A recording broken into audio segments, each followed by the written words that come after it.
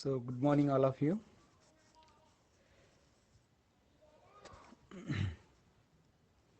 మనం phase rule చెప్పుకుంటున్నాము. Phase rule.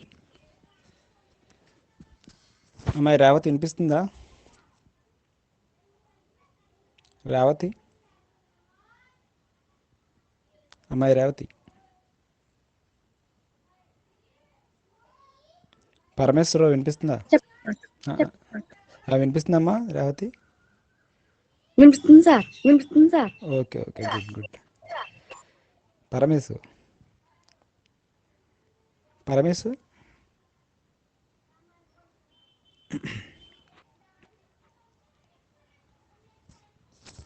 అబ్బాయి పరమేశ్వర్. ఓకే, చెప్పండి సార్. చెప్పండి సార్. వినిపిస్తుంది కదా? చెప్పండి సార్. చెప్పండి సార్. వినిపిస్తుంది కదా?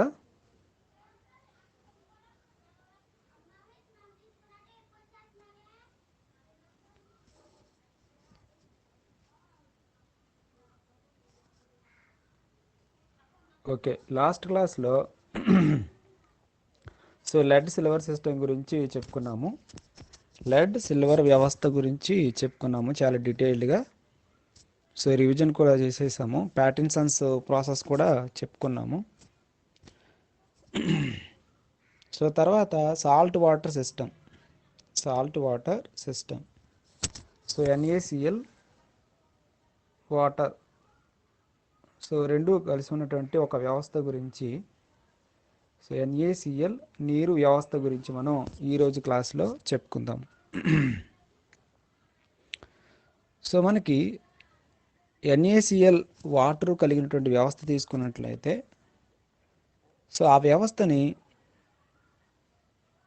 ఎక్స్ప్లెయిన్ చేయడానికి లేదా దానిలో ఉన్నటువంటి ప్రావస్థల యొక్క సంఘటనని వ్యక్తపరచడానికి ఎన్ని ఘటకాలు కావాలి? ఎన్ని ఘటకాలు అయితే సరిపోతాయి?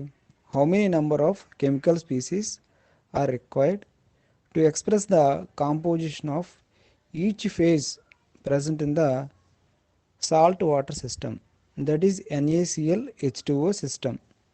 So here we are taking the salt NaCl, sodium chloride, which is dissolved in the water. It forms a salt water system.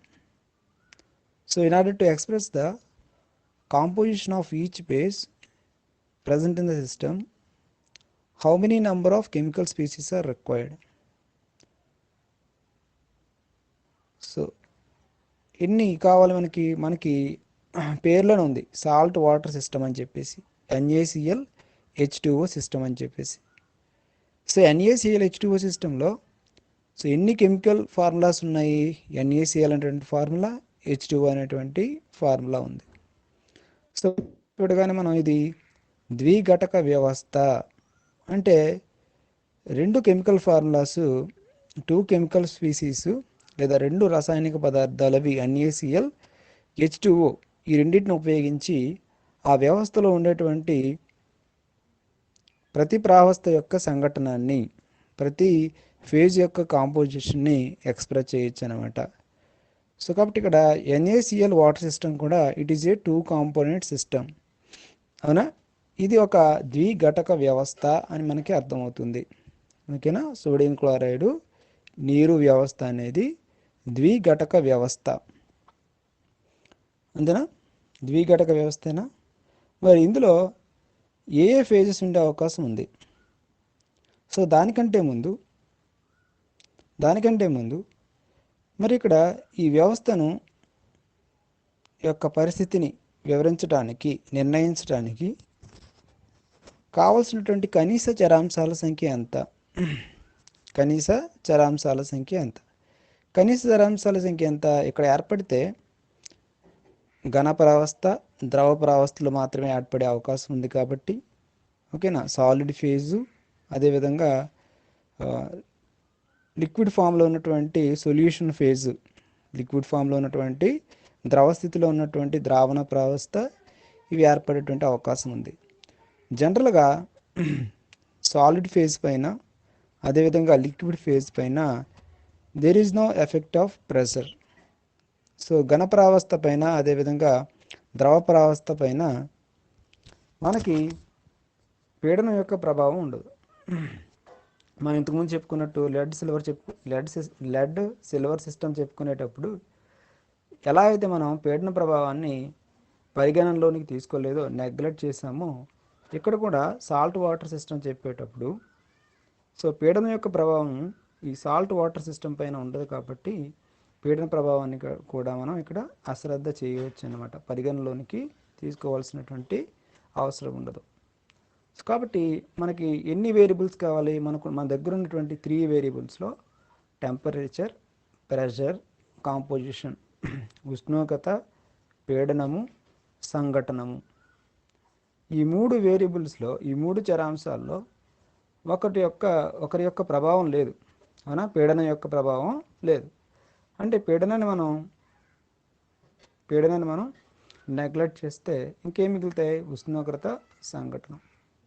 So ఈ ఉష్ణోగ్రత, సంఘటన అనేటువంటి చరాంశాలను ఆధారంగా చేసుకుని ఈ వ్యవస్థ యొక్క కండిషన్ని లేదా స్థితిని మనం ఎక్స్ప్లెయిన్ చేయొచ్చు.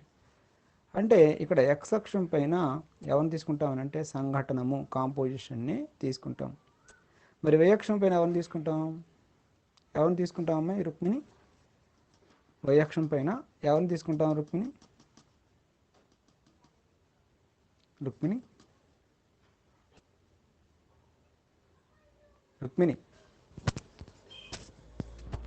My Rukmini Ananthalakshmi,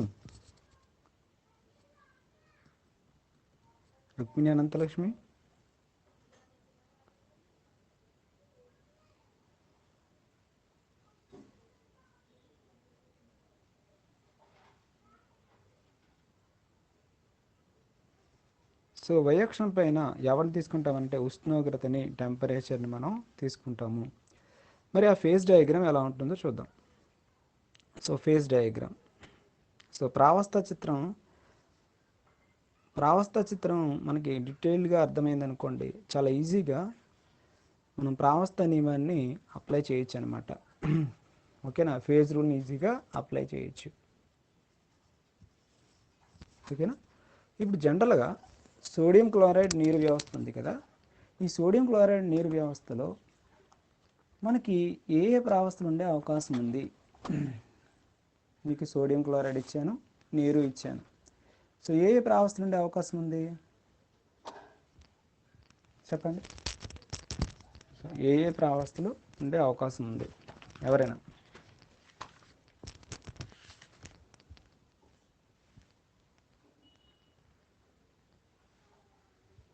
sodium chloride ఇచ్చాను, sodium chloride solid NaCl solid, మీకు వాటర్ ఇచ్చాను H2O ఇచ్చాను.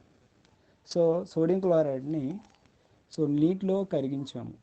సో నీటిలో కరిగించినప్పుడు ద్రావణం ఏర్పడింది, ఫామ్ అయింది. సో ఈ కాసుకుని ఈ పాయింట్ సో ఏ ప్రావస్థలు ఉండే అవకాశం ఉంది? సాల్ట్ వాటర్ సిస్టంలో ఏ ప్రావస్థలు ఉంది అంటే ఈ టెంపరేచర్ కాంపోజిషన్ చేంజ్ చేసేటప్పుడు సో ఏ అవకాశం ఉంది? మనకి NaCl ఉంది కదా, అవునా? NaCl సాలిడ్ ఉండేటువంటి అవకాశం ఉంది. సాలిడ్ NaCl ఏంటి? సోడియం క్లోరైడ్ ఘన పదార్థము ఒక ప్రావస్థ, సాలిడ్ NaCl అనేది ఏం ఫామ్ చేస్తుందంటే ఒక ఫేజ్ని. అదేవిధంగా వాటర్ తీసుకున్నాం అనుకోండి, సో వాటర్ని మనం టెంపరేచర్ డిక్రీజ్ చేస్తే 0 డిగ్రీ సెంటిగ్రేడ్ దగ్గర అదేమవుతుందండి? ఫ్రీజ్ అయిపోతుంది కదా. అంటే దాని యొక్క ఫ్రీజింగ్ పాయింట్ రీచ్ అయినప్పుడు ఇట్ విల్ బికమ్ సాలిడ్, అవునా? నీటిని తీసుకుని ఏం చేసాము? ఘనీభవన స్థానం వరకు కూల్ చేసాం, చల్లబరిచాం. ఈ నీరు ఏమవుతుంది? ఐస్గా మారుతుంది. అంటే ఐస్ రూపంలో ఉన్నటువంటి ప్రావస్థ ఉండే అవకాశం ఉంది కదా, అంటే సాలిడ్ NaCl ఉండే అవకాశం ఉంది, ఐస్ అనేటువంటి ప్రావస్థ ఉండే అవకాశం ఉంది. ఇంకా మూడోది ఏంటి? ద్రావణం. ఈ రెండు కలిసి ఏర్పరిచినటువంటి ద్రావణ స్థితి, అవునా కదా? సో సాలిడ్ NaCl, ఐస్, అదేవిధంగా ఈ రెండు కలిసి ఏర్పరిచినటువంటి ద్రావణం ప్రావస్థ. సో ఇవి మీరు జనరల్గా చెప్పగలిగేటువంటి ప్రావస్థలు. సో మనకి వ్యవస్థ గురించి చెప్పగానే ఇందులో 2 కాంపోనెంట్స్ ఉంటాయని మనం గుర్తించాం. NaCl H2 అనేటువంటి 2 కాంపోనెంట్స్ ఉంటాయని చెప్పాము. ఈ 2 కాంపోనెంట్స్ని బేస్ చేసుకుని ఏ ప్రావస్థలు ఉండే అవకాశం ఉందో మనం ఏం చేయొచ్చు అనమాట, ఎక్స్పెక్ట్ చేయొచ్చు. అవునా కదా? ఎక్స్పెక్ట్ చేయగలమా చేయలేమా? ఎక్స్పెక్ట్ చేయగలము.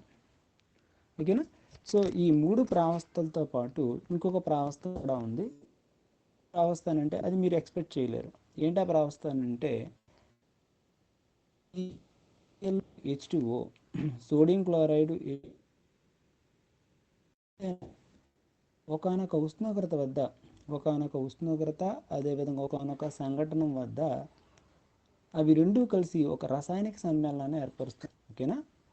మనం చెప్పుకున్నాం కదా లాస్ట్ టైం చెప్పేటప్పుడు కండెన్స్డ్ ఫేజ్ రూల్ చెప్పేటప్పుడు లిక్విడ్ ఫేజ్ ఈక్విలిబ్రియాలో టైప్స్ గురించి చెప్పేటప్పుడు చెప్పుకున్నాం కదా అక్కడ. అవునా? ఏవైనా 2 రాసాయనిక పదార్థాలు ఒకటి కలిసి కొత్త రాసాయనిక సమ్మేళనాన్ని ఏర్పరచవచ్చు. ఈ కొత్త రసాయనిక సంగత ద్రవీభవన స్థానం ఉంటుంది అని చెప్పేసి నేను చెప్పాను. ఇన్కాంగ్రుయెంట్ మెల్టింగ్ పాయింట్ గురించి అప్పుడు చెప్పాను. మీరు గుర్తుందో లేదో. అక్కడ మెగ్నీషియము జింక్ ఉన్నాయనుకోండి. ఈ మెగ్నీషియం జింక్ ఒకదానితో ఒకటి రాసాయనికంగా కలిసిపోతూ ఒక కొత్త రాసాయనిక సమ్మేళనాన్ని ఏర్పరుస్తాయి. MgZn2 అనేటువంటి సమ్మేళనాన్ని ఏర్పరుస్తాయి. ఇలా ఏర్పడిన సమ్మేళనం దాని యొక్క ఘన పదార్థాన్ని వేడి చేస్తే ద్రవ పదార్థంగా మారుతుంది కదా. మనం ఏం చేస్తాం, అనేటువంటి సమ్మేళనాన్ని మనం వేడి చేసాం, దాని ద్రవీభవన స్థానం చేరిన తర్వాత అది ద్రవంగానే మారుతుంది కానీ ఓకేనా దాని యొక్క ఎగ్జిస్టెన్స్ని కోల్పోదు. అంటే Mg గాను Zn గాను విడిపోదు అనమాట. సమ్మేళనంగానే ఉంటుంది, సమ్మేళన రూపంలో ఉంటుంది, కాకపోతే ద్రవ రూపంలో ఉంటుంది. అవునా? అలాంటి సమ్మేళనాలని ఏమంటామనంటే సంగత ద్రవీభవన స్థానం కలిగినటువంటి సమ్మేళనాలు అని చెప్పేసి అని అంటాం. ఓకేనా? అలా కాకుండా సోడియం క్లోరైడ్ వాటర్ తీసుకున్నాం అనుకోండి. ఈ సోడియం క్లోరైడ్ వాటర్లు అనేవి ఒక పర్టికులర్ కాంపోజిషను ఒక పర్టికులర్ టెంపరేచర్ దగ్గర ఒకదానితో ఒకటి రసాయనికంగా కలిసి ఒక కెమికల్ కాంపౌండ్ని రసాయనిక సమ్మేళనాన్ని ఏర్పరుస్తాయి. ఇలా ఏర్పడిన రసాయనిక సమ్మేళనం ఏమిటంటే NaCl2H2O. దీన్ని సోడియం క్లోరైడ్ డైహైడ్రేట్ అంటాం. డై అంటే 2, హైడ్రేట్ అంటే H2 అనేది. అవునా? సోడియం క్లోరైడ్ డైహైడ్రేట్ అని చెప్పేసి అంటాం. ఇలా ఏర్పడిన సోడియం క్లోరైడ్ డైహైడ్రేట్ స్థిరత్వం తక్కువ. ఓకేనా? సోడియం క్లోరైడ్ డైహైడ్రేట్ అనేటువంటి ఘన పదార్థం ఏర్పడుతుంది అనమాట. ఆ ఘన పదార్థాన్ని మనం సాలిడ్ సబ్స్టెన్స్ ఫామ్ అవుతుంది. NaCl2H2O అనేటువంటి సాలిడ్ సబ్స్టెన్స్ ఫామ్ అవుతుంది. ఓకేనా? మనం అప్పుడప్పుడు ల్యాబ్లో కూడా చూస్తుంటాం. సాల్ట్ అనాలిసిస్ చేసేటప్పుడు సార్ద్ర లవణము అనార్ద్ర లవణము అని చెప్పేసి అంటాం. సార్ద్ర లవణం అంటే ఏంటంటే ఈ లవణంతో పాటు నీటి అణువులు కూడా ఆ క్రిస్టల్ లాటిస్లో కనుక చేరి హైడ్రేట్స్ రూపంలో ఉన్నట్లయితే కనుక వాటిని సార్ద్ర లవణాలు హైడ్రేటెడ్ సాల్ట్స్ అని చెప్పేసి అంటాం. అంటే మనం వీటి యొక్క ఫార్ములా రాసేటప్పుడు లవణంతో పాటు some number of molecules of H2O అని రాస్తుంటాం. For example NaCl2H2O, copper sulphate CuSO4 5H2O అని రాస్తుంటాం. అప్పుడు మీరు అబ్జర్వ్ చేస్తుంటారు కూడా సార్ద్ర లవణం అంటే హైడ్రేటెడ్ సాల్ట్ అని అంటే మనం యాక్షన్ ఆఫ్ హీట్ చేసేటప్పుడు ఈ దాంతోపాటు కాపర్ సల్ఫేట్తో కానీ సోడియం క్లోరైడ్తో ఉన్నటువంటి ఈ వాటర్ మాలిక్యూల్స్ వేడి చేసినప్పుడు ఏమవుతుందన్నమాట, పరీక్షణాలకు లోపల గోడల పైన నీటి బిందువులా చేరుతాయని చెప్పుకున్నాం కదా. అంటే అర్థం ఏంటి, వీటిని వేడి చేసినప్పుడు ఆ రసాయనికంగా కలిసి ఉన్నటువంటి నీటి అణువులు ఏమవుతాయి అన్నమాట, దాని నుంచి విడిపోతాయి. అప్పటి వరకు NaCl నీటి అణువులతో కలిసి రాసాయనికంగా కలిసి ఒక రాసాయనిక సమ్మేళన రూపంలో ఉన్నటువంటి ఆ పదార్థము దాని యొక్క ద్రవీభవన స్థానం వరకు మెల్టింగ్ పాయింట్ వరకు హీట్ చేసినప్పుడు దాని యొక్క స్థిరత్వాన్ని దాని యొక్క స్టెబిలిటీని కోల్పోయి మళ్ళీ విడిపోయింది. NaCl ప్లస్ H2Oగా విడిపోయింది. అలాంటి సమ్మేళనం ఏమిటంటే అసంగత ద్రవీభవన స్థానం కలిగినటువంటి సమ్మేళనాలు అని చెప్పేసి అని అంటాం. దాని గురించి ఇంకా డీటెయిల్గా ముందుకెళ్ళి చెప్తాను. సో కాబట్టి ఇక్కడ మీరు గుర్తుపెట్టుకోవాల్సింది 4వ ప్రావస్థ ఏంటంటే NaCl 2H2O, solid NaCl 2H2O. ఇది ఎక్కడ ఏర్పడుతుంది? నీరు అదేవిధంగా సాల్ట్ ఒక పర్టికులర్ సంఘటన ఉండాలి. అంటే ఆ పర్టికులర్ సంఘటన ఏంటంటే అది కూడా చెప్పేస్తాను, ముందుకెళ్ళి ఇంకా డీటెయిల్గా తెలుస్తుంది. 23 గ్రాముల సాల్ట్ని తీసుకెళ్ళి నీటిలో కలిపామనుకోండి, 100 మిల్లీలీటర్ల నీటిలో కలిపామనుకోండి ఆ సంఘటన, ఓకేనా. అలా తీసుకున్న నీరుని 21 డిగ్రీల సెంటిగ్రేడ్ వరకు కూల్ చేసాం అనుకోండి, -21 డిగ్రీల సెంటిగ్రేడ్ వరకు కూల్ చేసామనుకోండి, అప్పుడు ఏమవుతుందంటే NaCl2H2O అనేటువంటి డైహైడ్రేట్ ఏర్పడుతుంది. అంటే ఈ పర్టికులర్ కాంపోజిషను ఆ పర్టికులర్ టెంపరేచర్ -21 డిగ్రీ సెంటిగ్రేడ్ అనేటువంటి టెంపరేచరు, అదేవిధంగా 23% అంటే 23 గ్రాముల సాల్ట్ని 100 మిల్లీలీటర్ల నీటిలో కరిగించగా ఏర్పడినటువంటి ద్రావణం.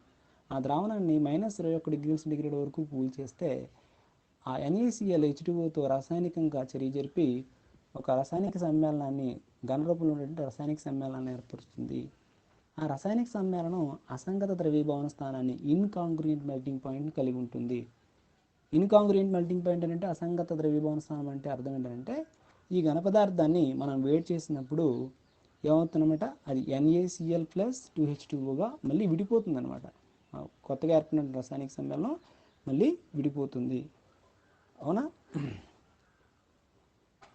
సో అర్థమవుతుంది. అమ్మాయి శిరీష, ఎం శిరీష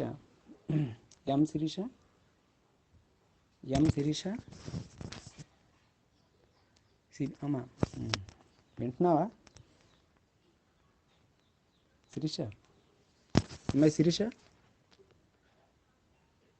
మాట్లాడమ్మాయి.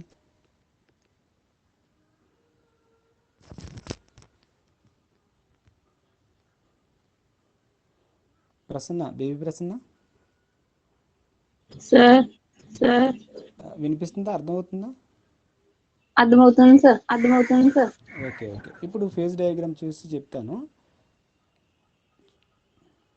ఎవరో ఒకరు వచ్చారు, వెళ్ళిపోయారు.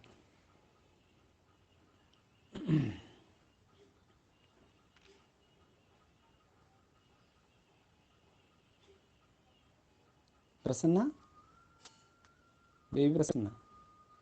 సార్ ఇప్పుడు ఈ సిస్టంలో ఉన్నటువంటి 4 ఫేజెస్ ఏంటి చెప్పు?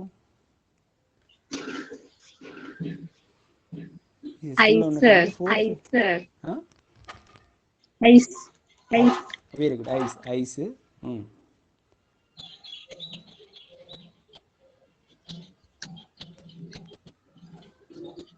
నెక్స్ట్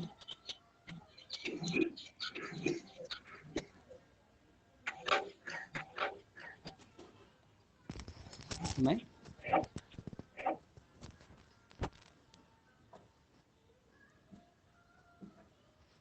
ఇంకెవరైనా చెప్పచ్చు, ఇంకెవరైనా మాట్లాడచ్చు, ఇంకెవరైనా చెప్పచ్చు.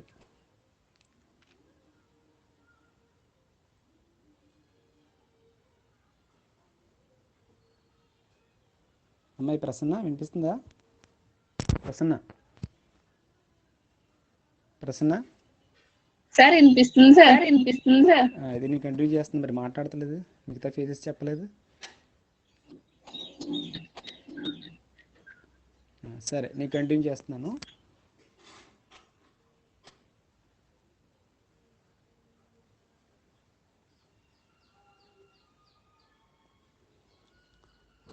సో సోడియం క్లోరైడ్ నీరు వ్యవస్థలో ఏమేమి ఫేజెస్ ఉండే అవకాశం ఉందనంటే, ఒకటి ఘన రూపంలో ఉన్నటువంటి సోడియం క్లోరైడ్, ఘన NaCl.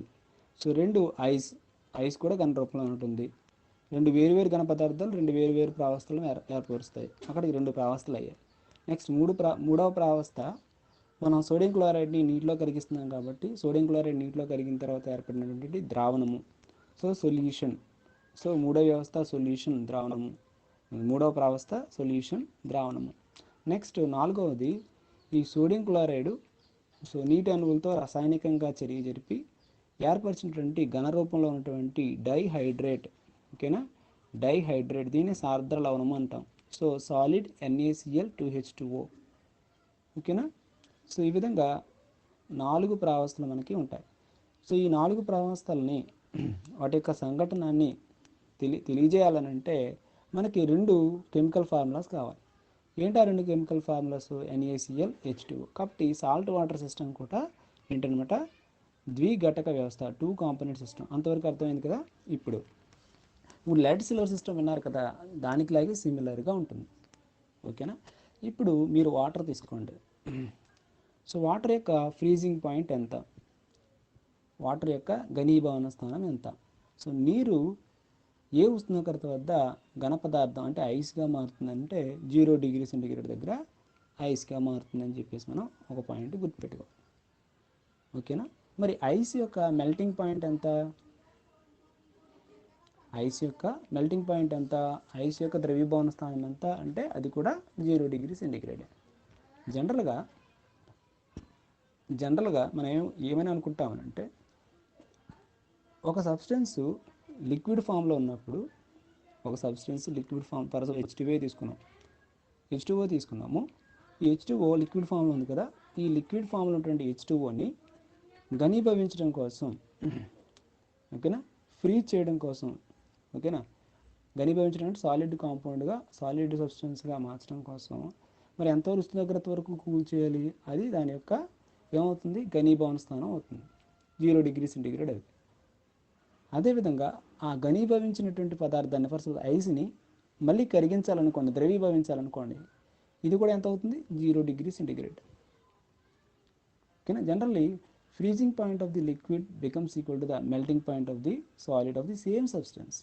Freezing point of the liquid becomes equal to the melting point of the solid substance, ఓకేనా, ఆఫ్ ది సేమ్ కాంపౌండ్ అని చెప్పేసి మనం చెప్తాం. ఇప్పుడు H2O ఉందనుకోండి, H2O ఫ్రీజింగ్ పాయింట్ 0 డిగ్రీ సెంటీగ్రేడే, H2O మెల్టింగ్ పాయింట్ కూడా 0 డిగ్రీ సెంటీగ్రేడే. అంటే ఐస్ ఫామ్లో ఉన్నప్పుడు మెల్టింగ్ పాయింట్ చెప్తాము, లిక్విడ్ ఫామ్లో ఉన్నప్పుడు ఫ్రీజింగ్ పాయింట్ చెప్తాం. ఓకేనా. సో ఇప్పుడు అర్థమైంది కదా ఇక్కడ కాన్సెప్ట్. సో వాటర్ని తీసుకున్నట్లయితే కనుక వాటర్ యొక్క ఫ్రీజింగ్ పాయింట్, ఘనీభవన స్థానం 0 డిగ్రీ సెంటీగ్రేడ్ వరకు కూల్ చేస్తే అది ఐస్గా మారుతుంది, దాని ఘనీభవన స్థానం అని చెప్పేసి మనం అంటాం. అలాగే ఐస్ యొక్క మెల్టింగ్ పాయింట్, ఐస్ యొక్క ద్రవీభవన స్థానం 0 డిగ్రీ సెంటీగ్రేడ్. ఇప్పుడు మనం డయాగ్రామ్ చూసినట్లయితే కనుక ఏ అనేటువంటి పాయింట్ దేని తెలియజేస్తుంది అంటే 0 డిగ్రీ ఇది నీటి యొక్క ఘనీభవన స్థానాన్ని, లేదా ఐస్ రూపంలో ఉన్నటువంటి నీటి యొక్క ద్రవీభవన స్థానాన్ని తెలియజేస్తుంది అని చెప్పేసి మనకి అర్థమవుతుంది. సో ఇంతవరకు క్లియర్ కదా. ఓకే. ఇప్పుడు మీకు సాల్ట్ ఒక 100 మిల్లీలీటర్ల నీరు ఇచ్చాను, అందులో చాలా స్వల్ప పరిమాణంలో సాల్ట్ని కలిపాం, ఉప్పుని కలిపాం. జాగ్రత్తగా వినాలి. సో మీకు నీరు ఇచ్చాను, 100 మిల్లీలీటర్ల నీరు బేకర్లో వేసి ఇచ్చాను, ఓకేనా. అందులో సాల్ట్ కలిపారు, సాల్ట్ కలిపి కరిగించారు, అప్పుడు ఏమవుతుంది, కరిగిపోతుంది.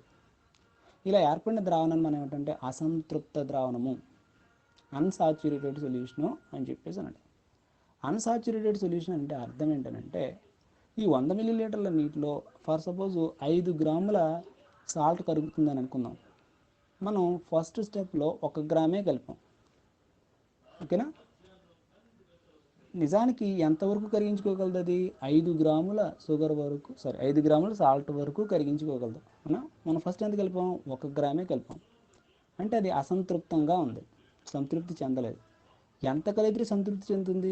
5 గ్రాముల వరకు కలపచ్చు అనమాట. 5 గ్రాములు కలిపితే ఎస్ ఐ ఆమ్ సాటిస్ఫైడ్, నేను సంతృప్తి చెందాను అంటే సంతృప్తి ద్రావణం ఏర్పడుతుంది అని అర్థం. ఓకేనా. సో అన్సాచురేటెడ్ సొల్యూషన్కి సాచురేటెడ్ సొల్యూషన్కి డిఫరెన్స్ ఏంటంటే, మనం నిర్దిష్ట ఘనపరిమాణం కలిగినటువంటి ద్రావణంలో సో ఎంత మేరకు ద్రావితం కరుగుతుందో అంత మేర ద్రావితం కలిపేసాను అనుకోండి, సొల్యూట్ కలిపేసాను అనుకోండి సాల్వెంట్కి, అప్పుడు ఫామ్ అయినటువంటి సొల్యూషన్ సాచురేటెడ్ సొల్యూషన్ అని చెప్పేసి అనడం. కానీ అంతకంటే తక్కువ కలిపితే అన్సాచురేటెడ్ సొల్యూషన్ అని చెప్పేసి మనం అంటాం అనమాట. ఓకేనా. ఇప్పుడు 1 గ్రాము కలుపుతూ ఉన్నాను, 2వ గ్రాము కలిపాం, అయినా సరే అన్సాచురేటెడ్, సంతృప్తి చెందల, అసంతృప్తంగానే ఉంది, కాబట్టి అసంతృప్త ద్రావణము, అన్సాచురేటెడ్ సొల్యూషన్ అని చెప్పేసి అంటాం. అలా 1 గ్రాము కలుపుకుంటూ వెళ్ళి 5 గ్రాములు కలిపాం. 5 గ్రాములు కలిపితే ఏమవుతుంది? సాచురేట్ అయిపోతుంది, సంతృప్తి చెందింది, సంతృప్తి ద్రావణం, నేను సంతృప్తి చెందేశాను, ఇంకా యాడ్ చేయొద్దు అని చెప్తుంది. అయినా సరే నువ్వు యాడ్ చేసేసావు అనుకో, 5 గ్రాముల తర్వాత సంతృప్తి చెందిన తర్వాత కూడా నువ్వు యాడ్ చేసావు అనుకో, అలా యాడ్ చేసినటువంటి సోడియం క్లోరైడ్ నువ్వు ఎంత కలియబెట్టినా ఎంత సేక్ చేసినా అందులో కరగదు. 5 గ్రాముల తర్వాత నెక్స్ట్ 1 గ్రామ్ యాడ్ చేసింది నీటిలో కరగదనమాట. నీటిలో కరగదు, నువ్వు ఎంత కరిగించినా. మనకి ఈసారి ద్రావణం ఎలా కనిపిస్తుంది అంటే క్లియర్గా కనిపించదు, అస్పష్టంగా మసకబారినట్టు కనిపిస్తుంది, అస్పష్టంగా కనిపిస్తుంది అనమాట. అందులో సోడియం క్లోరైడ్ క్రిస్టల్స్ మనకు కనిపిస్తూ ఉంటాయి. అవునా, మీరు ఎప్పుడైనా అబ్జర్వ్ చేశారా? కరవాల్సిన దానికంటే ఎక్కువ కరిగించేసాం అనుకోండి, అవును ఏమంటున్నమాట దాన్ని, అలాంటి ద్రావణం అతి సంతృప్త కంటే అతి కలిపేసాం, అతి సంతృప్త ద్రావణము అని చెప్పేసి అంటాం. సూపర్ సాచురేటెడ్ సొల్యూషన్ అని చెప్పేసి మనం అంటాం అనమాట. ఓకే, ఇది అర్థమైంది కదా ఇప్పుడు. సో అన్సాచురేటెడ్ సొల్యూషన్కి సాచురేటెడ్ సొల్యూషన్కి సూపర్ సాచురేటెడ్ సొల్యూషన్ తేడా తీస్తుంది కదా. అసంతృప్త ద్రావణము, సంతృప్త ద్రావణము, అతి సంతృప్త ద్రావణము.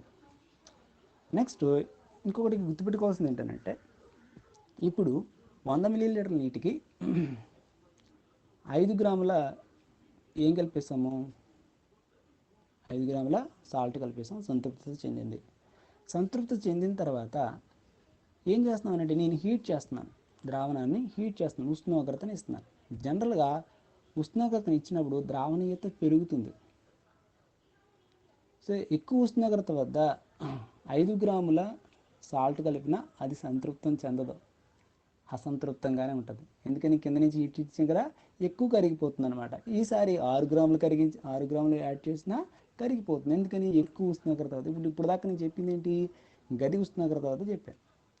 అలా కాకుండా ఉష్ణోగ్రతను పెంచామనుకో, 5 గ్రాముల తర్వాత 6 గ్రాము కూడా కలిపి సాల్ట్ వాటర్ని హీట్ చేసామనుకో, నీకు మళ్ళీ క్లియర్ ద్రావణం వచ్చేస్తుంది. అవునా కదా, అంటే సంతృప్తి చెందినట్టు ద్రావణంగా మనం చెప్తాం అనమాట. అంటే మన అర్థం ఏంటంటే మనం ఉష్ణోగ్రతను పెంచినప్పుడు ఏమవుతుంది, ద్రావణీయత పెరుగుతుంది. ద్రావణీయత పెరగడం వల్ల ఏమవుతుంది, అక్కడ ఉష్ణోగ్రతను పెంచినప్పుడు ఈ ద్రావణం అసంతృప్త ద్రావణంగా మారిపోయి ఇంకా సాల్ట్ కలిపినా మనకి సంతృప్తత చెందే వరకు సాల్ట్ మనం కలపచ్చు అనమాట. అధిక ఉష్ణోగ్రతల వద్ద మనం ఈ ద్రావణం అనేది అసంతృప్త ద్రావణంగా మారిపోవడం వల్ల, ద్రావణీయత పెరగడం వల్ల అసంతృప్త ద్రావణంగా మారిపోవడం వల్ల ఏమవుతుందన్నమాట, ఇంకా మనం సాల్ట్ని కలపవచ్చు. అంటే దీన్ని బట్టి మనకి ఏమర్థం అవుతుంది, అధిక ఉష్ణోగ్రతల వద్ద మన సోడియం క్లోరైడ్ ద్రావణము లేదా సోడియం క్లోరైడ్ సొల్యూషన్ అన్సాచురేటెడ్ సొల్యూషన్లా ఉంటుందన్నమాట.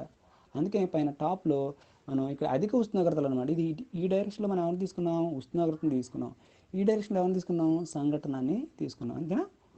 అంటే మనం స్టార్టింగ్లో ప్యూర్ వాటర్ తీసుకుంటాం, 100 ml వాటర్ తీసుకుంటాము. అర్థమైందా, ఇక్కడ వాటర్ తీసుకుంటాం. సో వాటర్ తీసుకుని మనం నెమ్మదిగా అందులోనికి సాల్ట్ కలుపుతూ ఏం చేస్తాం అనమాట, ఈ డైరెక్షన్లో సాల్ట్ యొక్క శాతాన్ని పెంచుతాం. ఈ డైరెక్షన్లో సాల్ట్ యొక్క పరిమాణాన్ని, తద్వారా సాల్ట్ యొక్క శాతం పెరుగుతుంది ఈ డైరెక్షన్లో. అవునా కదా. ఇప్పుడు ఈ డైరెక్షన్లో మనకి ఏమైంది, టెంపరేచర్ అధికంగా ఉంది. అధిక ఉష్ణోగ్రతల వద్ద ద్రావణం ఏ స్థితిలో ఉంటుంది, అసంతృప్త స్థితిలో ఉంటుంది. ఓకేనా. గది ఉష్ణోగ్రత వద్ద సంతృప్త ద్రావణంలా ఉన్నది, గది ఉష్ణోగ్రత కంటే ఎక్కువ ఉష్ణోగ్రత వద్ద ఏమైపోతుంది, అసంతృప్త ద్రావణంలా మారిపోతుంది అనమాట. ఇంకనూ కలపచ్చు అనమాట. అందుకని ఈ అధిక ఉష్ణోగ్రత ఈ రీజియన్లో, ఈ ప్రాంతంలో ఎవరుంటారు, అసంతృప్త ద్రావణము ఉంటుందని మనం అర్థం చేసుకోవాలి. ఓకేనా. ఇప్పుడు ఎంతవరకు క్లియర్ కదా. సో ఈ రీజియన్లో అసంతృప్త ద్రావణము అన్సాచురేటెడ్ సొల్యూషన్ ఉంటుంది. సో ఇప్పుడు ఈ అన్సాచురేటెడ్ సొల్యూషన్ని నేను ఏం చేస్తున్నానంటే కూల్ చేస్తున్నాను. అన్సాచురేటెడ్ సొల్యూషన్ తీసుకున్నాను, కొద్దిగా సాల్ట్ని తీసుకెళ్ళి నీటిలో కరిగించాను. సో నీటిలో కరిగించి కిందకి అంటే పైనుంచి కిందకి ఆలోచిస్తున్నాం అంటే అర్థం ఏంటి, టెంపరేచర్ డిక్రీజ్ అవుతున్నాడు కదా. ఇక్కడ తీసుకున్నాం, మనకు ముందు అలాగే ఆలోచించాం కదా లైట్ సిల్వర్ సిస్టంలో, అలా ఇక్కడ కూడా ఆలోచిస్తున్నాం. సమ్ ఏ అనే పాయింట్ అని మనం అక్కడ ఆలోచించాం కదా, అలా గుర్తుందా. సమ్ ఏ అనేటువంటి పాయింట్ తీసుకున్నాం, అది బీని చేరేంత వరకు ఏమవుతుంది, ఏమవుతుంది అనమాట, ఈ పర్టికులర్ కాంపోజిషన్ ఉంది. ఈ పర్టికులర్ కాంపోజిషన్ సమ్ y1 అని అనుకునే వాళ్ళం గుర్తుందా, సమ్ x1 అనుకునే వాళ్ళని, ఈ టెంపరేచర్ x1 అనుకునే వాళ్ళని గుర్తుందా. సో ఇప్పుడు ఈ y1 అనేటువంటి కాంపోజిషన్ దగ్గర మనం ఏం చేస్తున్నాం, ఏ అనేటువంటి పాయింట్ని తీసుకున్నాం. ఈ ఏ అనేటువంటి పాయింట్లో, ఏ అనేటువంటి బిందువు దగ్గర ఈ ద్రావణం ఏ స్థితిలో ఉంటుంది, అసంతృప్త ద్రావణంగా అన్సాచురేటెడ్ సొల్యూషన్లా ఉంటుంది. అవునా కదా. అంతేనా Prasanna. Baby Prasanna yes sir yes sir unsaturated సొల్యూషన్లా ఉంటుంది. ఇప్పుడు నేను ఏం చేస్తున్నానంటే పైనుంచి కిందకి ఉష్ణోగ్రతని తగ్గిస్తున్నాను. ఉష్ణోగ్రతను తగ్గించినప్పుడు ఏమవుతుంది, ఎప్పుడైతే ఈ కాంపోజిషన్కి ఆ మిశ్రమంలో ఉన్నటువంటి నీటి యొక్క ఫ్రీజింగ్ పాయింట్ రీచ్ అవుతుందో, ఓకేనా, ఘనీభవన స్థానాన్ని రీచ్ అవుతుందో, ఆ మిశ్రమంలో ఉన్నటువంటి వాటర్ H2O ఘనీభవించేస్తుంది అనమాట. ఓకేనా, సాలిడిఫై అవుతుంది.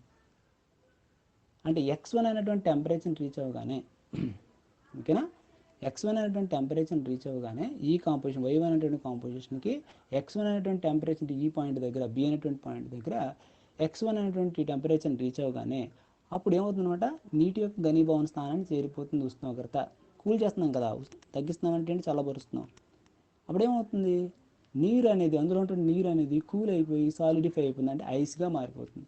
ఐస్గా మారిపోయి అంటే మనకి ఏవో అనేటువంటి కర్వ్ కింద ఐస్ అనేది సెపరేట్ అయిపోతుంది అనమాట. ఈ విధంగా చూడండి, కింద మనం ఏం రాసాం, ఐస్ రాసాం, కింద ఎవరిని రాసాం, ఐస్ రాసాం.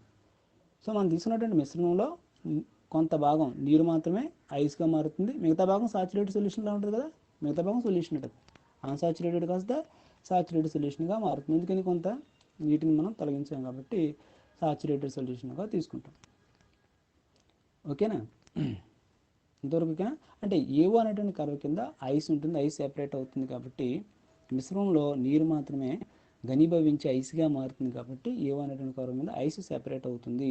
కాబట్టి ఐస్ అనేటువంటి వ్యవస్థ ఏవో అనేటువంటి కర్వ్ కింద ఉంటుంది. అదేవిధంగా సాచురేటెడ్ సొల్యూషన్ కూడా ఉంటుంది, అంటే మంచు ప్లస్ సంతృప్త ద్రావణం ఉంటుంది.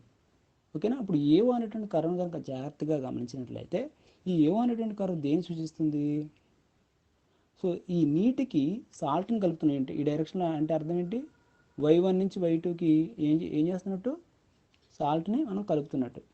ఓకేనా. సాల్ట్ యొక్క శాతం పెరిగే కొలది ఏమవుతుంది, ఫ్రీజింగ్ పాయింట్ ఇంకా తగ్గిపోతుంది కదా. ఫర్ సపోజ్ ఇక్కడ తీసుకుందాం, 10కి ఆపోజిట్గా తీసుకుని చూడండి ఒక్కసారి. ఇది Y1, ఇప్పుడు Y2 అనేటువంటి కాంపోజిషన్ తీసుకున్నాను. సో Y2 అనేటువంటి కాంపోజిషన్ తీసుకున్నాను. ఈ Y2 అనేటువంటి కాంపోజిషన్ ఏమైంది, Y1తో పోల్చినప్పుడు Y2లో ఏమవుతుంది, సోడియం క్లోరైడ్ పరిమాణం ఎక్కువగా ఉంటుంది, అవునా కదా.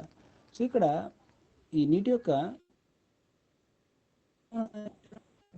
0 డిగ్రీ సెంటిగ్రేడ్ ఉంటే ఇప్పుడు ఏమైపోయింది, తగ్గిపోయింది. అంటే ఏవో అనేటువంటి డైరెక్షన్లో నీటికి సాల్ట్ని కలిపే కొలది, నీటికి సాల్ట్ని కలిపి ఈ నీటి యొక్క ఘనీభవన స్థానం తగ్గిపోతుంది అనమాట. 0 డిగ్రీ సెంటిగ్రేడ్ కంటే -10 డిగ్రీ సెంటిగ్రేడ్కి తగ్గిపోతుంది. అంటే ఎప్పుడైనా సరే జనరల్గా మనం అబ్జర్వ్ చేస్తున్నప్పుడు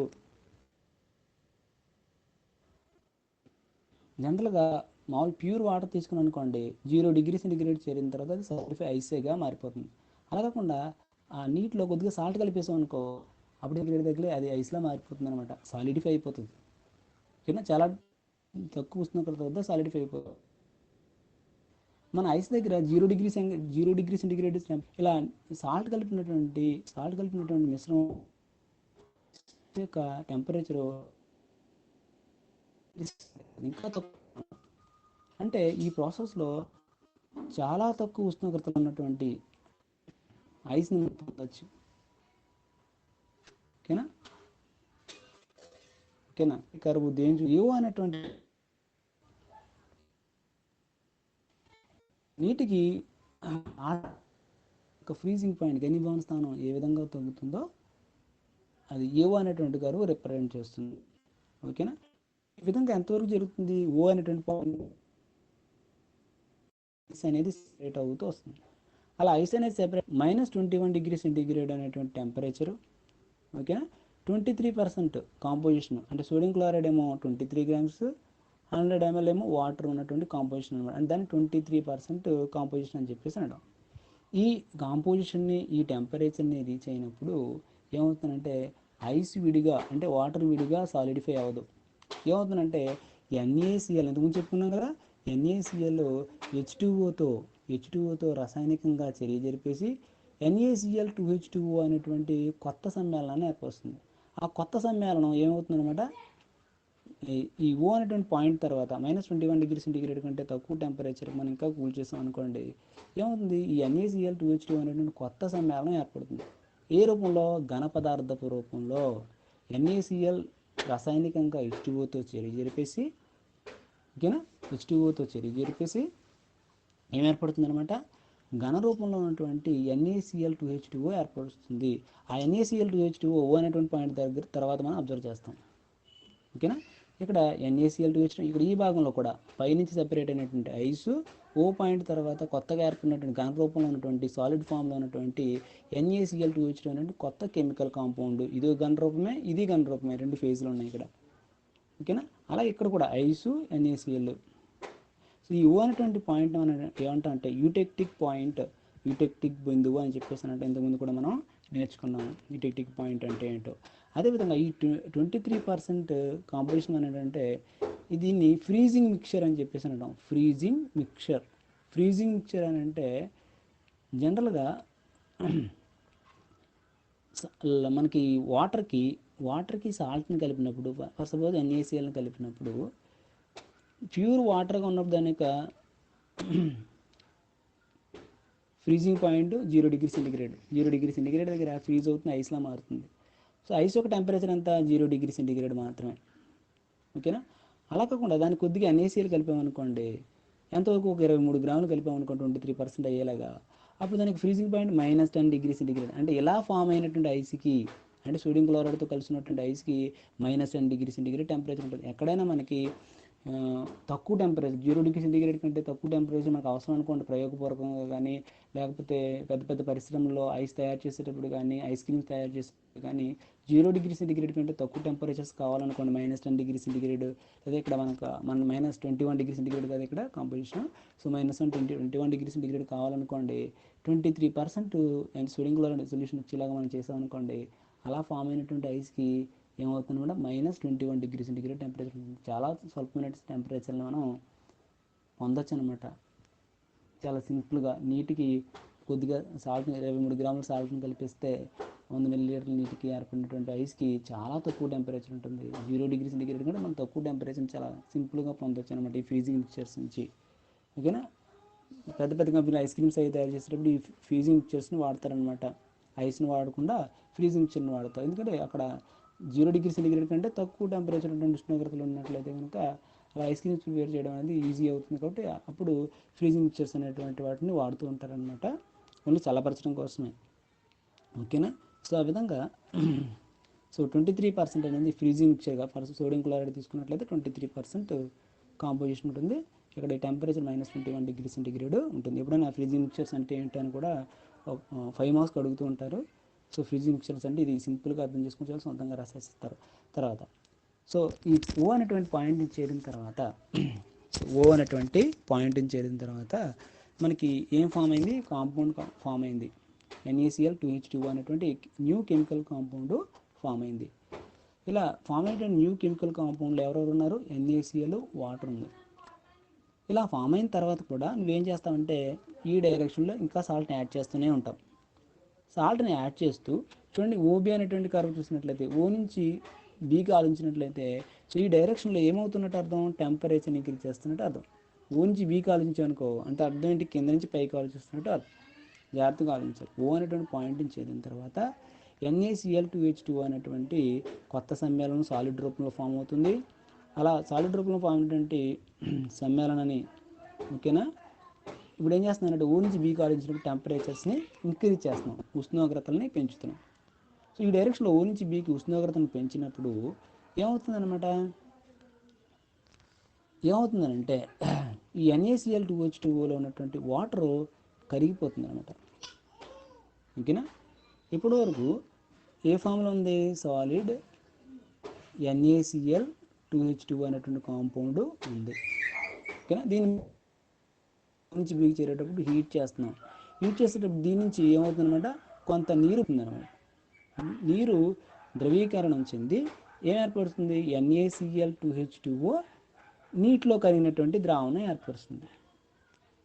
ఓకేనా, NaCl2H2O అనేటువంటి కాంపౌండ్ విడిపోదు. ఎంతవరకు అని అంటే దాని యొక్క అసంగత ద్రవీభవన స్థానం చేరేంత వరకు ఈ రెండు విడిపోవు రాసాయనికంగా. ఇది ఒక కాంపౌండ్లా తీసుకోవాలి. ఓకేనా, ఈ కాంపౌండ్ నీటిలో కరిగేటువంటి ద్రావణీయతను సూచిస్తుంది ఓబి అనేటువంటి కరువు. అంటే ఎందుకని ఓబి అనేటువంటి కరువు, ఇప్పుడు దాకా సాలిడ్ ఫామ్లో ఉన్నటువంటి NaCl2H2O ఏమవుతుందన్నమాట, ఉష్ణోగ్రతని ఉష్ణోగ్రతని పెంచే కొలది దానిలో ఉన్నటువంటి నీరు సెపరేట్ అయిపోయి ఇప్పుడు NaCl2H2O అనేటువంటి పదార్థం కొత్త కాంపౌండ్ నీటిలో కరిగినటువంటి ద్రావణం ఏర్పరుస్తుంది. నీటిలో కరిగినటువంటి ద్రావణం ఏర్పరుస్తుంది. అంటే ఓబి అనేటువంటి కర్వ్ దేని తెలియజేస్తుందనంటే సో NaCl2H2O అనేటువంటి కొత్త పదార్థం కొత్త సమ్మేళనం యొక్క ద్రావణీయత నీటిలో సాల్యుబిలిటీ ఏ విధంగా ఉంటుందో ఉష్ణోగ్రతతో పాటు ఏ విధంగా మారుతుందో తెలియజేసేటటువంటి కర్వ్ ఏంటంటే ఓబి అనేటువంటి కర్వ్. ఆ ద్రావణీయత ఏమైందంటే టెంపరేచర్ ఇంక్రీజ్ చేసేకొలది ఏమవుతుంది ద్రావణీయత ఇంక్రీజ్ అవుతుంది. అందుకనే ఓ నుంచి బికి there is steep rise in the temperature. ఓకేనా, ఓ నుంచి బికి మనం జాగ్రత్తగా అబ్జర్వ్ చేసినట్లయితే స్టీప్ రైజ్ స్ట్రైట్గా ఉంది అంటే ఏమవుతుంది ద్రావణీయత వేగంగా పెరుగుతుంది అని అర్థం. త్వరగా NaCl2H2O నీటిలో కరిగిపోయి ఏమవుతుందంటే కొత్త ద్రావణాన్ని ఏర్పరుస్తుంది. NaCl2H2O అనేటువంటి కొత్త సమ్మేళనం నీటిలో కరిగి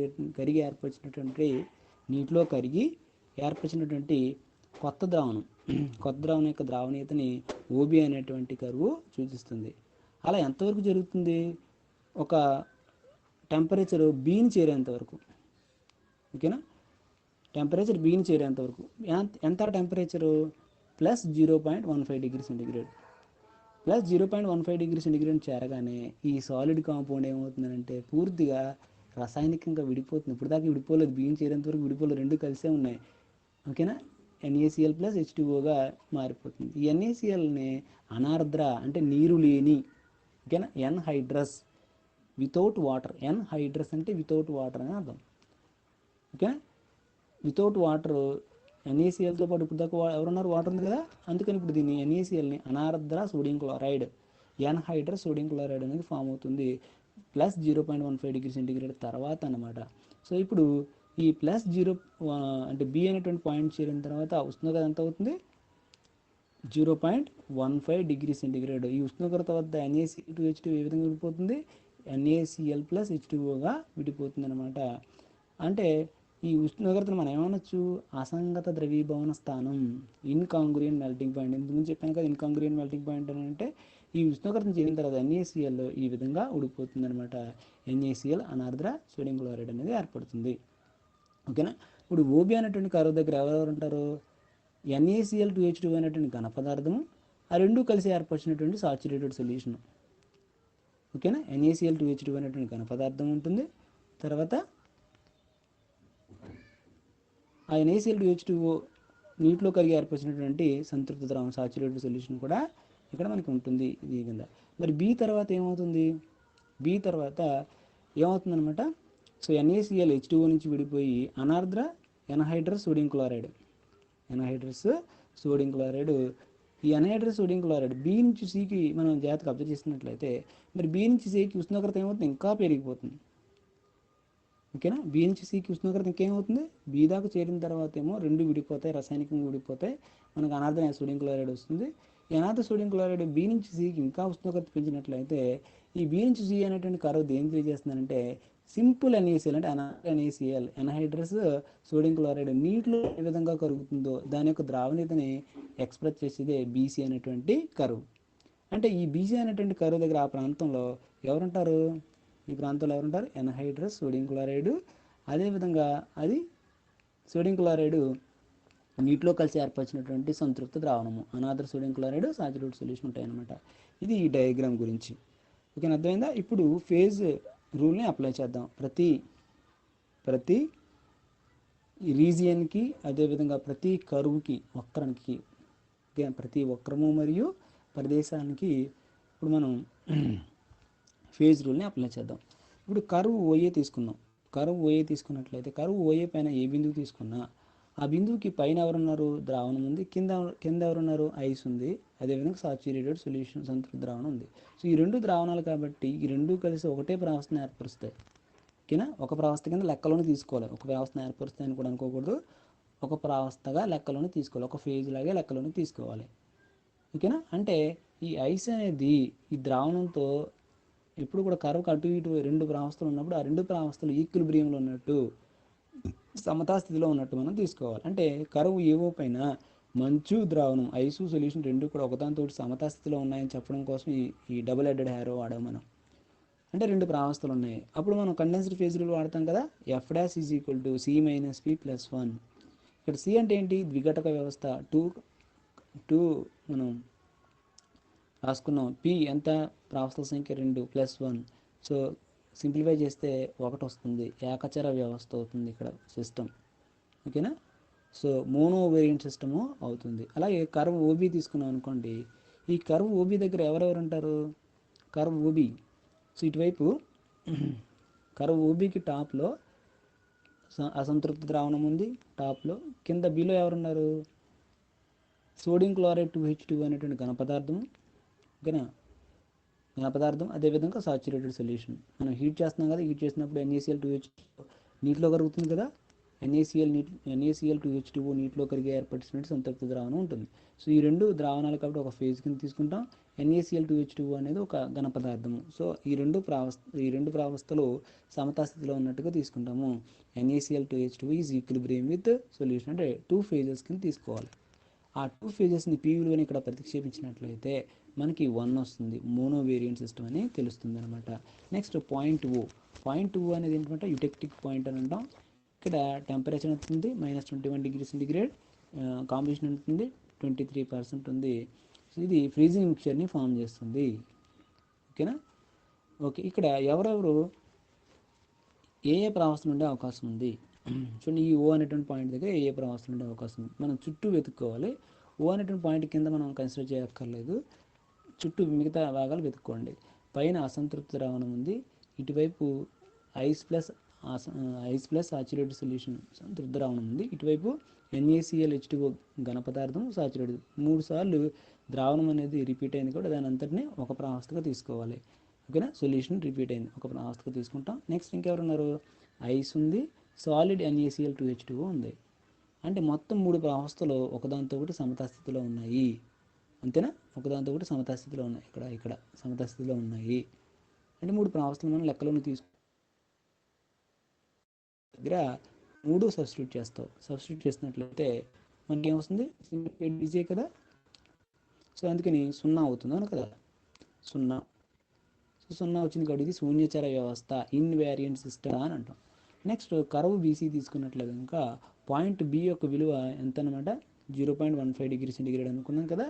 0.15°C ప్లస్ 0.15°C. ఈ ప్లస్ 0.15°C దేని తెలియజేస్తుంది, ద్రవీభవన స్థానాన్ని తెలియజేస్తుంది. అంటే ద్రవీభవన స్థానం అంటే అర్థం ఏంటి, ఉష్ణోగ్రత వద్ద ఈ కాంపౌండ్ కొత్త రసాయనిక సమ్మేళనం విడిపోతుంది అనమాట. ఆ ఉష్ణోగ్రత ఇన్కాంగ్రూయెంట్ మెల్టింగ్ పాయింట్ అని అంటాం. అదేవిధంగా ఈ కర్వ్ బీసీ అనేది అంతేనా, కర్వ్ బీసీ గురించి మనం చెప్పుకుంటున్నాం. కర్వ్ బీసీ అనేది దేని రిప్రజెంట్ చేస్తుంది, ఇక్కడ అనాథర్ సోడియం క్లోరైడ్ ఉంటుంది కదా, solubility of anhydrous sodium chloride in water. Another sodium chloride ద్రావణీయతను తెలియజేసే వక్రం ఏంటంటే బీసీ. ఎందుకని బీ తర్వాత ఎవరు ఉంటారు, ఎన్హైడ్రస్, నీరు విడిపోతుంది కదా, అందుకని ఎన్హైడ్రస్ సోడియం క్లోరైడ్ ఇందులో కరుగుతుంది, నీటిలో కరుగుతుంది. సో కాబట్టి ఎన్హైడ్రస్ సోడియం క్లోరైడ్ ద్రావణం కూడా ఈ 2 ప్రావస్థలు కూడా సమతాస్థితిలో ఉంటాయి. అనాథర్ సోడియం క్లోరైడ్ ద్రావణంతో సమతాస్థితిలో ఉంటుంది. సో ఇక్కడ ఎన్ని ఫేజెస్ ఉన్నాయి, 2 ఫేజెస్ ఉన్నాయి, 2 ప్రావస్థలు ఉన్నాయి. ఆ 2 ప్రావస్థలు మనం సమీకరణలో ప్రతిక్షేపించినట్లయితే విలువ మనకి 1 వస్తుంది అన్నమాట. ఓకేనా. సో ఇది ప్రావస్థ చిత్రం గురించి. తర్వాత ఫ్రీజింగ్ మిక్చర్ అంటే మీకు చెప్పేసాను కదా. మరి ఫ్రీజింగ్ మిక్చర్లు అనేవి ఎందుకు ఉపయోగపడతాయని చెప్పాం, 0 కంటే తక్కువ ఉష్ణోగ్రతలు మనం పొందాలంటే కనుక మనం ఏమి వాడుకోవాలి, ఫ్రీజింగ్ మిక్చర్స్ని వాడుకోవాల్సి ఉంటుంది. ఎలా పొందుతాం ఈ ఫ్రీజింగ్ మిక్చర్స్ని, సింపుల్గా నీటికి కనుక ఏదైనా ఒక సాల్ట్ని కలిపేసినప్పుడు మనం దాన్ని కూల్ చేసినప్పుడు -21°C దగ్గర అవి సాలిడిఫై అయిపోతాయి. 0°C కంటే తక్కువ ఉష్ణోగ్రతలో వద్దే సాలిడిఫై అయిపోతాయి. అలాంటి తక్కువ ఉష్ణోగ్రతలు కొన్ని పరిశ్రమల్లో అవసరం అవుతుంటాయి. ముఖ్యంగా ఐస్ క్రీమ్ తయారు చేసేటువంటి పరిశ్రమల్లో 0°C కంటే తక్కువ ఉష్ణోగ్రత అవసరం ఉంటుంది. అలాంటి సందర్భాల్లో ఇలా -21°C ఉన్నటువంటి సాలిడ్ ఐస్ని, సోడియం క్లోరైడ్ కలిపిన సాలిడ్ ఐస్ని వాడుతూ ఉంటారు అనమాట. అలాంటి వాటిని ఫ్రీజింగ్ మిక్చర్ అంటాం. ఒక్కొక్క సాల్ట్కి ఒక్కొక్క టెంపరేచర్ ఉంటుంది. ఫర్ సపోజ్ అమోనియం క్లోరైడ్ తీసుకున్నాం అనుకోండి, దాని యొక్క ఫ్రీజింగ్ పాయింట్ ఎంత అంటే -16°C. దాన్ని యుటెక్టిక్ టెంపరేచర్ అనుకుంటాం. ఓ అనేది టెంపరేచర్ దీని కరస్పాండింగ్ యూటెక్టిక్ టెంపరేచర్ అని అంటాము. అమోనియం క్లోరైడ్ విషయానికి వచ్చేటప్పటికి యూటెక్టిక్ టెంపరేచర్ ఎంతనంటే 16 డిగ్రీ సెంటీగ్రేడ్. మరి ఏ కాంపోజిషన్ దగ్గర అవుతుందంటే అమోనియం క్లోరైడ్ విషయంలో ఇక్కడ కూడా 23%. మరి అమోనియం నైట్రేట్ అనేటువంటి లవణం తీసుకున్నట్లయితే ఈ అమోనియం నైట్రేట్ అనే లవణం కూడా నీటికి కలిపినప్పుడు ఈ నీటి యొక్క ఫ్రీజింగ్ పాయింట్ని, ఘనీభవన స్థానాన్ని బాగా తగ్గించేస్తుంది అనమాట. ఎంతకు తగ్గిస్తుంది అంటే -18 డిగ్రీ సెంటీగ్రేడ్కి తగ్గిస్తుంది. ఏ కాంపోజిషన్ దగ్గర అంటే 43 గ్రాములు కలపాలి నీటికి, దీన్ని 100 మిల్లీలీటర్ల నీటికి. అదే సోడియం నైట్రేట్ తీసుకున్నట్లయితే 18.1 డిగ్రీ సెంటీగ్రేడ్ వరకు దాన్ని కూల్ చేసినట్లయితే మనకి సాలిడ్ ఐస్ అనేది ఫామ్ అవుతుంది అనమాట. ఇక్కడ కాంపోజిషన్ అంటే 33 గ్రామ్స్ కలపాలి. అలాగే మనకు సోడియం క్లోరైడ్ గురించి తెలుసు. Sodium chloride 23%. Next eutectic temperature అంతా -22 డిగ్రీ సెంటీగ్రేడ్, -21, 22 ఏది రాసుకున్నా పర్వాలేదు. కొన్ని బుక్స్లో ఇలా ఇచ్చాడు, కొన్ని బుక్స్లో అది ఇచ్చాడు కాబట్టి -21 డిగ్రీ సెంటీగ్రేడ్. ఓకే, ఇది సోడియం క్లోరైడ్ నీరు వ్యవస్థ గురించి. నేను ఫేజ్ రూల్ అప్లై చేసేటప్పుడు నేను ఫాస్ట్గా చేసేసాను. సింపుల్గా ఎన్ని ప్రావస్థలు ఉన్నాయో లెక్క పెట్టి తెలిస్తే చాలు. ఆ ప్రావస్థలు నేను చెప్పేసాను కాబట్టి ఆ ఫార్ములాలో సబ్స్టిట్యూట్ చేసుకోవడం చాలా ఈజీ. సో కాబట్టి ప్రాబ్లము లేదు. సో ఇక్కడితో ఫేజ్ రూల్ అనేటువంటి లెసన్ అయిపోయింది. ఫేజ్ రూల్, ఓకేనా, ఫేజ్ రూల్ అయిపోయింది. అమ్మాయి సతీష్ వింటున్నావా? సతీష్ అర్థమైందా? విన్నావా? విన్నా సార్, అర్థమైంది. Okay, very good. అమ్మాయి ప్రసన్న, ఆర్ఎల్ ప్రసన్న అర్థమైందా? విన్నావా? విన్నాను సార్. అర్థమైంది కదా? Okay, right. So okay, so ఇక్కడతో మనకి ఫిజికల్ కెమిస్ట్రీ కంప్లీట్ అయిపోయింది. మొత్తం 4 లెసన్లు చెప్పేసుకున్నాము. ఈ 4 లెసన్లకు సంబంధించినటువంటి నోట్స్ కూడా ఇచ్చేసాను నేను, ఇంగ్లీష్ మీడియంతో సహా ఇచ్చేసాను. సో మీరు ఇకపైన చదవాల్సింది ఉంది అనమాట. సో మీరు చదవడం మొదలుపెట్టేయండి. అర్థం అవ్వకపోయినా, వినకపోయినా చదవడం మొదలుపెట్టేసేయండి. నేను మళ్ళీ చెప్తాను, మళ్ళీ రివిజన్ చేద్దాం ఇది, ఓకేనా? మళ్ళీ రివిజన్ చేద్దాం. మీరు ఆఫ్లైన్ క్లాసులు ఏదైనా వస్తే అవకాశం ఉంటే మీరు కాలేజీకి వద్దురు, కానీ నేను చెప్తాను, మళ్ళీ చెప్తాను. ఇందులో ఇంపార్టెంట్ టాపిక్స్, మీరు విననివి, అర్థం కానివి, మీకు వాయిస్ కట్ అయినవి అవన్నీ కూడా నేను మళ్ళీ చెప్తాను. ఇంపార్టెంట్ క్వశ్చన్స్ మళ్ళీ రిపీట్ చేస్తాను. సో ఇప్పుడు చాలా పెద్ద లెసన్స్ 4 అయిపోయాయి. ఇంకా స్పెక్ట్రోస్కోపీ అనేటువంటి లెసన్ మనం స్టార్ట్ చేసుకోవాలి. అందులో 2 యూనిట్స్ ఉన్నాయి మనకి. ఇప్పుడు 3 యూనిట్స్ అయిపోయాయి, 3 యూనిట్లు అయిపోయాయి. ఇంకా 2 యూనిట్స్ ఉన్నాయి. ఆ 2 యూనిట్స్ అయిపోతే సిలబస్ అయిపోతుంది అనమాట. సో కాబట్టి నా పని నేను ఏదో టైంలో నేను అవగొట్టేసుకుంటాను, కానీ మీ పని మీరు స్టార్ట్ చేసేయండి, చదవడం స్టార్ట్ చేసేయండి, ఓకేనా? టైం అయిపోయింది కాబట్టి నేను క్లాసు ఎండ్ చేస్తున్నాను, ఓకేనా? రైట్, ఓకే అయితే.